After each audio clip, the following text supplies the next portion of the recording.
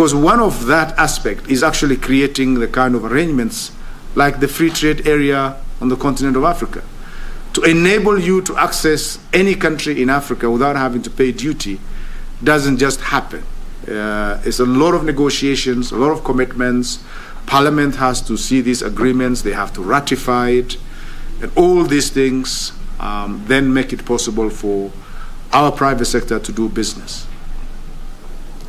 We are in negotiation with the US for a free trade agreement, so that anybody who is producing anything from here to access the US market would also have duty-free access into that market.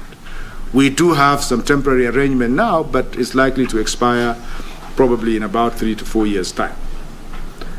And so making those markets accessible for our private sector is one of the key things that the government has been working on, in addition to creating other domestic policies to support the production of some of those goods. For example, the desire for us to increase our manufacturing base is very important, because if your manufacturing base is small and you are not producing enough products, what are you going to sell to some of these markets in the first place that you are trying to create access for? And that is why you hear government creating export processing zones, special economic zones. The push for the drive to get the cost of electricity down is all geared towards making it competitive for manufacturers to produce their goods much more efficiently than they would otherwise have. The talking about supporting SMEs in accessing government contracts through the ACPO program is an important one. I know there are some cases where the youth do not necessarily benefit because some people are taking advantage of some of the loopholes. The credit guarantee scheme to enable the small businesses to actually access credit with the government backup are all policies that are geared towards supporting small and medium-sized business.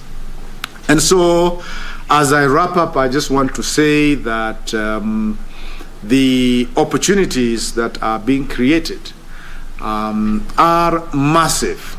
They are big. Everybody cannot be a business person, but few business people. And for every 10 businesses that are started, nearly 8 of them actually collapse. But the 2 that thrives tend to offset, and brings benefit that actually shadow all the others. And so part of the push that you would have seen, for example, when you hear the government trying to improve its ease of doing business, is to make sure that we can attract investors into this country. Attracting investors makes people bring capital, put their plants on site, on the ground here, create jobs for people. And one of the biggest problems investors have had in coming to Africa is, well, we come to Africa, but we can't even access the next door country because of the bureaucracies at borders, because there are no roads, because there are no rails, because the port facilities are poor, because the road infrastructure is not working. And when you see government in Kenya investing heavily in infrastructure, it's all part of that grand plan to make sure that we improve our competitiveness as a country. You support the businesses through policies, you build infrastructure, you increase your market accessibility by expanding your market size. Every investor would want to come and invest in this country. And if we only get 100 investors in this country from outside, of course, our domestic investors will always be there. They always have the advantages, but we want to get some top-ups, investors who would rather go to country X or Y. We tell them to come here, because for every investor, we get opportunities to create job opportunities for young men and women in this country. And so watch this space. Those of you who are in services sector, continue to prepare yourselves, because I think once this market on the continent opens up, then it would be the guys who are first in the queue who would win.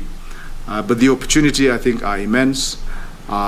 Maybe those of you who are in business now, or those who will come after you, will probably be the biggest beneficiaries.